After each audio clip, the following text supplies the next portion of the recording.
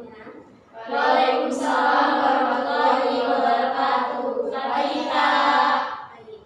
Perkenalkan, nama saya Feni Humaira. Di sini saya sebagai pemimpin kelompok dalam konseling kelompok kita hari ini. Sebelum kita masuk ke konseling kelompok, sebaiknya kita mengucapkan nafas bersama. Bismillahirrahmanirrahim. Baik, sebelumnya kita kan belum kenal ya asal sama lain. Kita mulai perkenalan dari sebelah kiri saya. Perkenalkan, nama saya Lestari dari Prodi Dapur. Izin perkenalkan diri, nama saya Putri dari Fakultas Ekonomi dan Bisnis. Perkenalkan, nama saya Ani dari Fakultas Ekonomi. Perkenalkan, nama saya Lia dari PGI. Perkenalkan, nama saya Sita dari Fakultas Kedua. Izin perkenalan diri, perkenalkan nama saya Desta dari Fakultas Ekonomi dan Bisnis. Oke, baik. Sebelum kita masuki konseling kelompok kita pada pagi hari ini, kita coba teman-teman angkat tangan teman-teman semuanya. Terus digabungin. Besok. Gimana? Dari Lexika. Siap. Oke, udah cukup untuk ini. Oke, sebelum kita masuk ini, sebelumnya teman-teman udah pernah belum konseling kelompok? Belum.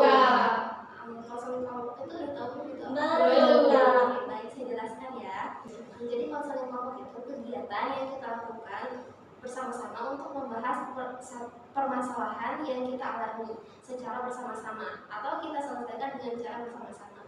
Oke, sampai sini udah paham konseling kelompok itu apa? Paham. Oke, jadi selanjutnya di sini ada asas-asas dalam konseling kelompok kita. Yang pertama itu ada asas keterbukaan, di mana teman-teman bisa terbuka dengan saya dan saya juga sebagai konselor harus terbuka juga sama teman-teman. Selanjutnya ada asas kerahasiaan, di mana apapun permasalahan teman-teman kita di sini bersama-sama saling menjaga kerahasiaan kita masing-masing. Dan selanjutnya ada asas kesukarelaan, di mana teman-teman di sini cerita sama-sama ke kita ini tanpa paksaan dari pihak manapun. Ini sesuai dengan kemauan teman-teman semua ya.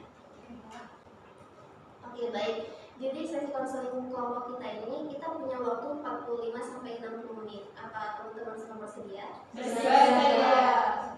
Oke, jadi di sini dalam konseling kelompok kita ini kita ada tema tentang manajemen waktu.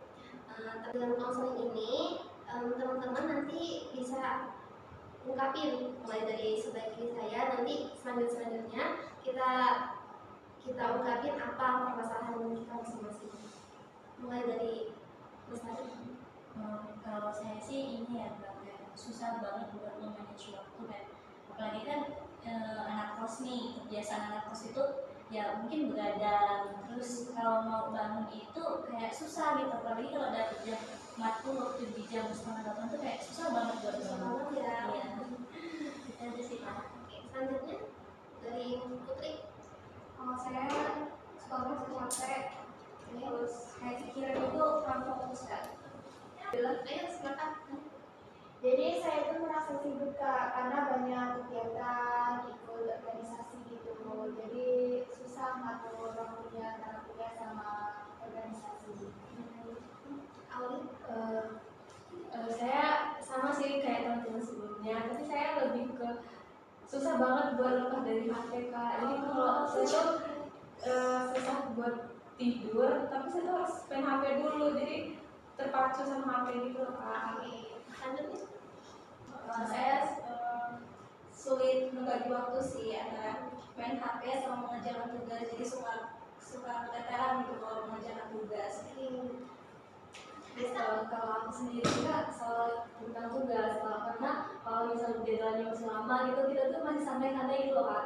Tapi nanti kalau udah habis seminggu gitu, jadi bupuk sendiri gitu, jadi itu loh. Oke, baik. Kita udah tahu ya masalah kita masing-masing.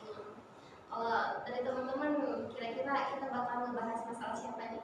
Masalah si Ani sih Kak. Iya, soalnya kita sama gitu, soalnya yang banyak lebih itu kita apa? Iya, ada tadi tentang pembagian waktu ya. Iya. Kayaknya masalahnya sama kayak Cinta juga tadi ya. Iya. Oke, baik. Kita bakalan ngebahas tentang masalah Ani sama Sinta, yang mana masalah mereka ini tentang memanage waktu ya. Oke. kayak masalah Ani tadi kan kayak susah banget ya ngatur waktu, kayak Ani kuliah, terus juga kesibukan yang lain, terus mungkin ada urusan apa sih, organisasi juga, jadi Ani mungkin sibuk banget, sama juga kayak Sinta. Kalau dari teman-teman, gimana solusi dari teman-teman biar kita bisa selesai masalah Ani sama Sinta ini? Dari kita?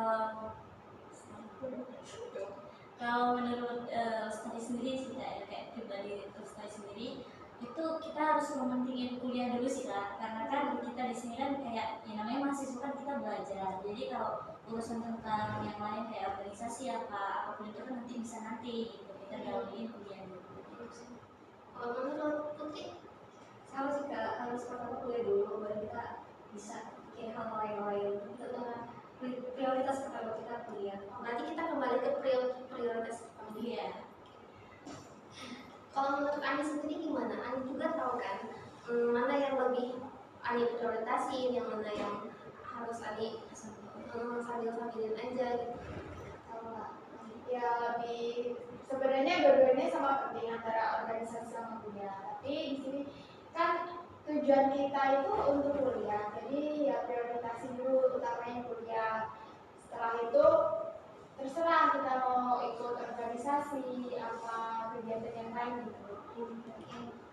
Menurut Ani sebenarnya sama-sama sih kayak teman-teman yang lain, tapi mungkin tambahan dari kuliah kita atur jadwal aja, kayak ada buat jadwal kita, misalkan ya kuliah penting, nah nanti kegiatan yang lain tuh dijadwalin aja gitu loh Kak. Iya, bagus tuh dari Lia. Cinta. Menurut saya sama sih kayak yang lain, harus bagi yang mana harus bagi waktu antara tugas kuliah atau organisasi. Kalau menurut aku sendiri sih, kalau semester 1, 2, 3 oke lah ya Kak, kayak ikut-ikut organisasi. Cuma kalau udah di akhir kayak 4, 5, 6 udah padat nih, kayak tugas-tugasnya itu lebih pentingin kuliahnya aja dulu. Sedangkan yang UKM organisasi itu itu dulu di apa namanya, gak usah ikut dulu gitu loh, karena kita kan 1, 2 udah gitu. Jadi yang 4, 5, 6 yang semester atas gak usah. Oke, baik. Jadi setuju ya. Jadi kita sama-sama kalau kita kayak Lia kan susah manajemen waktu, jadi kita semua setuju kalau supaya Lia ini tuh prioritasin dulu kuliahnya dulu, baru yang lainnya. Gimana menurut Ani? Ya baik, saya setuju Kak. Jadi Ani bakalan prioritasin kuliah Ani. Ya. Oke baik, jadi kan kita tadi udah sama-sama kasih solusi ke Ani dan juga Sinta, sebenarnya sama ya masalahnya sama Ani. Jadi kalian berdua sama-sama bisa apa nyimpulin dari teman-teman kita tadi. Selanjutnya di sini pasti Ani juga butuh motivasi kan dari kita supaya Ani lebih semangat dalam menjalankan kuliahnya, juga bisa lebih termotivasi lagi untuk membantu, dan juga Ani bisa lebih bisa lagi untuk membagi waktunya. Dari teman-teman ada nggak motivasi untuk bisa kasih motivasi untuk Ani? Kalau dari Lestari sendiri ya kan kayak nggak apa-apa Ani, kamu pasti bisa, kamu hebat loh di antara kita semua yang nggak bisa bagi waktu, tapi kamu bisa gitu. Cuma mungkin kamu belum terbiasa aja, jadi semangat terus. Iya, makasih Lestari. Kalau dari Desa untuk motivasi Ani?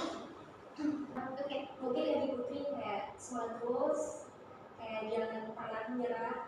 Pokoknya buat Ani semangat terus, kamu hebat. Pokoknya kamu udah sampai di sini udah luar biasa, dan tetap fokus kuliah, fokus tetap pada yaitu tadi prioritas pertama kita itu buat kuliah. Mungkin organisasi itu penting, tapi juga jauh lebih penting itu kuliah kita. dari Desa atau dari Jumlah dulu? Ya, Sama sih Kak, kayak teman-teman. ya. Gimana menurut Ani motivasi dari teman-teman? Ya di sini aku mau ucapin terima kasih buat teman-teman karena udah apa ngasih motivasi ke aku, dan motivasinya bagus. Sama-sama. Sama-sama nih.